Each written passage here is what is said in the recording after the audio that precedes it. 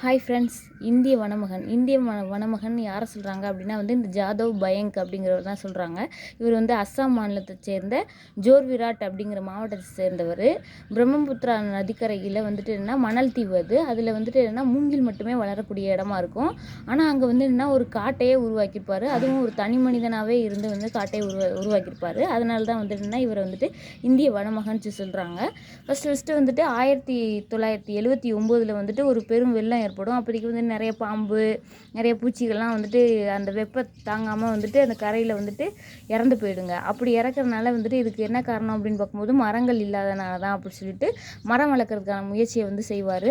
அப்படி செய்யும்போது சமூக காடுகள் வளர்ப்பு திட்டங்கிற ஒரு திட்டத்தை கொண்டு வந்திருப்பாங்க. அதன் மூலியமாக அஸ்ஸாம் வேளாண் பல்கலைக்கழக பேராசிரியர் ஜாதுநாத் அப்படிங்கிற ஒரு உதவியோட இவர் இந்த காட்டை உருவாக்குவார்.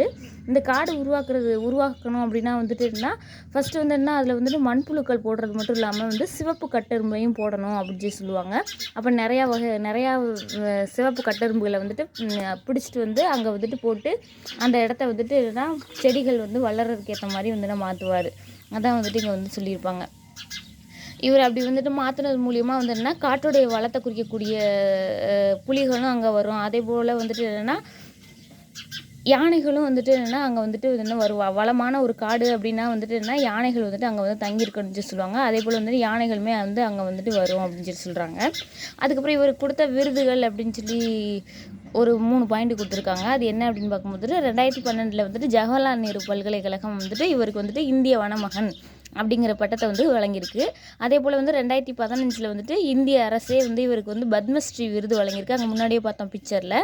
அடுத்து கவுஹாத்தி பல்கலைக்கழகம் மதிப்புறு முனைவர் பட்டம் இவருக்கு வழங்கியிருக்காங்க. அதுக்கப்புறம் இவர் இப்படி காடெல்லாம் உருவாக்கியிருக்காரு அப்படிங்கிற விஷயம் எப்படி தெரிஞ்சிச்சு அப்படின்னு பார்க்கும்போது ஜிட்டு கலிட்டா அப்படிங்கிற ஒரு வன விலங்கு ஆர்வலர் அந்த காட்டை ஆய்வு செய்கிறாரு.